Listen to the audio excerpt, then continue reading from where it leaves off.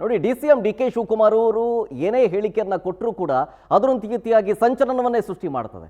ಅದು ಒಂದು ಕಡೆಗೆ ಆದರೆ ಈಗ ಕೊಟ್ಟಿರುವಂಥ ಹೇಳಿಕೆ ನೋಡಿ, ಸಂವಿಧಾನ ಬದಲಾವ ವಿಚಾರವಾಗಿ ಹೇಳಿಕೆ ಕೊಟ್ಟರಲ್ಲ, ಅದು ಅವರಿಗೆ ಮುಳುವಾಗ್ಬಿಟ್ಟಿದೆ. ಮುಸ್ಲಿಮರ 4% ಮೀಸಲಾತಿ ಸ್ಟೇಟ್ಮೆಂಟ್ DK ಶಿವಕುಮಾರ್ ಅವರಿಗೆ ಸುತ್ತಿಕೊಳ್ತಾ ಇದೆಯಾ ಅನ್ನುವಂಥ ಪ್ರಶ್ನೆ. ಇದೇ ವಿಚಾರವನ್ನ BJP JDS ಅಸ್ತ್ರ ಮಾಡ್ಕೊಂಡಿದೆ. ಸೊ ಇದನ್ನೇ ರಾಷ್ಟ್ರ ಮಟ್ಟದಲ್ಲಿ ದೊಡ್ಡದು ಮಾಡೋದಕ್ಕೆ ಮೆಗಾ ಪ್ಲಾನ್ ಮಾಡ್ಕೊಳ್ಳಾಗ್ತಾ ಇದೆ. ಹಾಗಾಗಿ DCM DK ಶಿವಕುಮಾರ್ ಅವರಿಗೆ ಇದರಿಂದ ದೊಡ್ಡ ಹಿನ್ನಡೆ ಆಗೋ ಸಾಧ್ಯತೆ ಇದೆ. ಹಾಗಾಗಿ CM ಕುರ್ಚಿಯ ಕನಸು ಕಾಣ್ತಾ ಇದ್ದಾರೆ ಒಂದು ಕಡೆ, ಅದೆಲ್ಲವೂ ಕೂಡ ಛಿದ್ರವಾಗ್ಬೋದಾ ಅಂತ ಇದರಿಂದ ಹೈಕಮಾಂಡ್ ಅವಕೃಪೆಗೂ DK ಶಿವಕುಮಾರ್ ಅವರು ಒಳಗಾಗೋ ಸಾಧ್ಯತೆ ಇದೆ. ಕಾಂಗ್ರೆಸ್ಗೆ ದೊಡ್ಡ ಮಟ್ಟದ ಡ್ಯಾಮೇಜ್ ಆಗುತ್ತೆ ರಾಷ್ಟ್ರ ಮಟ್ಟದಲ್ಲಿ. ನೆಕ್ಸ್ಟ್ ಬರೋ ಎಲೆಕ್ಷನ್ ಮೇಲೂ ಕೂಡ ಇದರ ಎಫೆಕ್ಟ್ ಆಗುತ್ತೆ.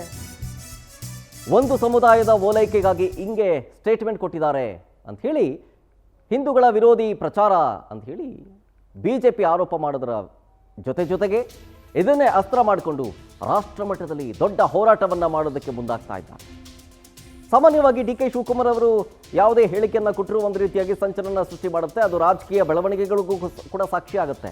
ಆದರೆ DK ಶಿವಕುಮಾರ್ ಅವರು ಈ ಸಂವಿಧಾನ ಬದಲು ವಿಚಾರಕ್ಕೆ ಸಂಬಂಧಪಟ್ಟಂತೆ ಏನು ಹೇಳಿಕೆ ಕೊಟ್ಟರಲ್ಲ, ಮೀಸಲಾತಿ ಅಂತ, ಮುಸ್ಲಿಮರ 4% ಮೀಸಲಾತಿ ಸ್ಟೇಟ್ಮೆಂಟು, ಅದು ಅವರಿಗೆ ಮುಳುವಾಗ್ತಾ ಇದೆ ಅಂತ ಡೀಟೇಲ್ಸ್ ಕೊಡ್ತಾರೆ. ಇದ್ರ ಬಗ್ಗೆ ನಮ್ಮ ಪ್ರತಿನಿಧಿ ರೂಪೇಶ್ ಲೈವ್ನಲ್ಲಿ. ರೂಪೇಶ್, DK ಶಿವಕುಮಾರ್ ಅವರ ಈ ಓಲೈಕೆಯ ಮಾತುಗಳಿಂದಾಗಿ ಅವರಿಗೆ ಮುಳುವಾಗ್ತಾ ಇದೆಯಾ ಅಂತ, ಜೊತೆಗಿದು ರಾಷ್ಟ್ರ ಮಟ್ಟದಲ್ಲೂ ಕೂಡ ಎಫೆಕ್ಟ್ ಆಗೋ ಸಾಧ್ಯತೆ ಇದೆ ಕಾಂಗ್ರೆಸ್ಗೆ. ಹಾಗಾಗಿ ಹೈಕಮಾಂಡ್ ಏನಾದರೂ ನಿರ್ಧಾರ ತೆಗೆದುಕೊಳ್ಳೋ ಸಾಧ್ಯತೆ ಇರುತ್ತಾ ಅಂತ?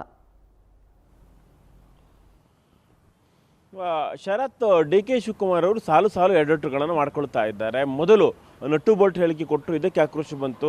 ಅದಾದ ಬಳಿಕವಾಗಿ ಛತ್ರಿಗಳೇ ಅಂತ ಹೇಳಿ ಕರೆದ್ರು, ಛತ್ರಿಗಳು ಅಂತ ಹೇಳಿದ್ರು, ಇದಕ್ಕೂ ಸಾಕಷ್ಟು ಆಕ್ಷೇಪಗಳು ಬಂತು.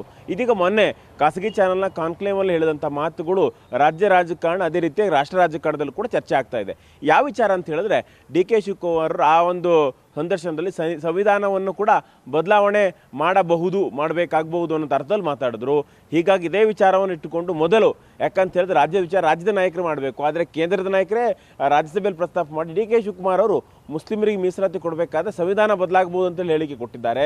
ಹೀಗಾಗಿ BJPಯಲ್ಲಿ ಕಾಂಗ್ರೆಸ್ನ ನಾಯಕ ರಾಹುಲ್ ಗಾಂಧಿ ಅವರು ಸಂವಿಧಾನ ಪುಸ್ತಕವನ್ನು ಹಿಡ್ಕೊಂಡು ತಿರುಗ್ತಾ ಇದ್ದಾರೆ. ಆದರೆ ಇವರು ಏನು ಹೇಳ್ತಾರೆ, ಏನು ಉತ್ತರ ಕೊಡ್ತಾರೆ ಅಂತ ಪ್ರಶ್ನೆಯನ್ನು ಸ್ಪಷ್ಟವಾಗಿ ಮಾಡುತ್ತು. ಅದಾದ ಬಳಿಕವಾಗಿ ರಾಷ್ಟ್ರ ಮಟ್ಟದಲ್ಲಿ ಹೋರಾಟವನ್ನು ಮಾಡಲಿಕ್ಕೆ ಪ್ಲಾನ್ ಮಾಡ್ಕೊಂಡಿದೆ. ಇದು ಎಷ್ಟು ಮಟ್ಟಿಗೆ ಇಂಪ್ಯಾಕ್ಟ್ ಆಗ್ತಾ ಇದೆ ಅಂತ ಹೇಳಿದ್ರೆ, ಚಿದಂಬರಂ ಕೂಡ DK ಶಿವಕುಮಾರ್ ಏನು ಹೇಳಿದೆಯಪ್ಪ ಮಾರಾಯ ಅಂತೇಳಿ ಕಾಲ್ ಮಾಡೋದ್ರಂತೆ. ಅದಾದ ಬಳಿಕವಾಗಿ ಮಲ್ಲಿಕಾರ್ಜುನ್ ಖರ್ಗೆ ಅವರು ಕೂಡ ಕಾಲ್ ಮಾಡಿ ಏನಾಯಿತು ಏನು ಅಂತೇಳಿ, ಯಾಕಂದರೆ ರಾಜ್ಯಸಭೆಯಲ್ಲೇ ಪ್ರಸ್ತಾಪ ಮಾಡಿರೋದ್ರಿಂದ, ಏಕಾಏಕಿಯಾಗಿ BJP ಪ್ರಸ್ತಾಪ ಮಾಡಿರೋದ್ರಿಂದ ಇಲ್ಲಿ ಅವ್ರಿಗೆ ಏನು DK ಶಿವಕುಮಾರ್ ಯಾವ ರೀತಿಯಾಗಿ ಹೇಳಿಕೆ ಕೊಟ್ಟಿದ್ರು ಅಂತೇಳಿ ಗೊತ್ತಿರಲಿಲ್ಲ.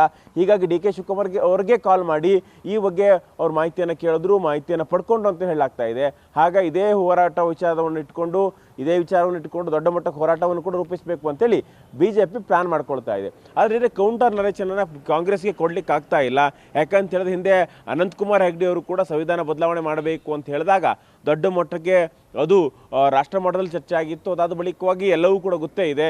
ಹೀಗಾಗಿ DK ಶಿವಕುಮಾರ್ಗೆ ಈ ಒಂದು ಹೇಳಿಕೆ ಸಾಕಷ್ಟು ಒಂದು ನೆಗೆಟಿವ್ ಆಗುತ್ತೆ. ಯಾಕಂತ ಹೇಳಿದ್ರೆ ರಾಷ್ಟ್ರ ಮಟ್ಟದಲ್ಲಿ ಈ ಹೇಳಿಕೆ ಸುದ್ದಿ ಆಗ್ತಾ ಇದೆ, ಚರ್ಚೆ ಆಗ್ತಾ ಇದೆ, ಎಲ್ಲವೂ ಕೂಡ ಬೇರೆ ಬೇರೆ ರೀತಿಯಲ್ಲಿ ಚರ್ಚೆ ಆಗ್ತಾ ಇದೆ. ಹೀಗಾಗಿ DCM DK ಶಿವಕುಮಾರ್ ಅವರು CM ಆಗಬೇಕು ಅನ್ನೋ ಕನಸನ್ನು ಕಂಡಿದ್ದಾರೆ.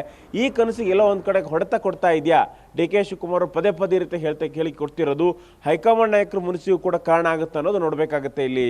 ಶರತ್, ಥ್ಯಾಂಕ್ ಯು ರೂಪೇಶ್ ಡೀಟೇಲ್ಸ್ಗಾಗಿ.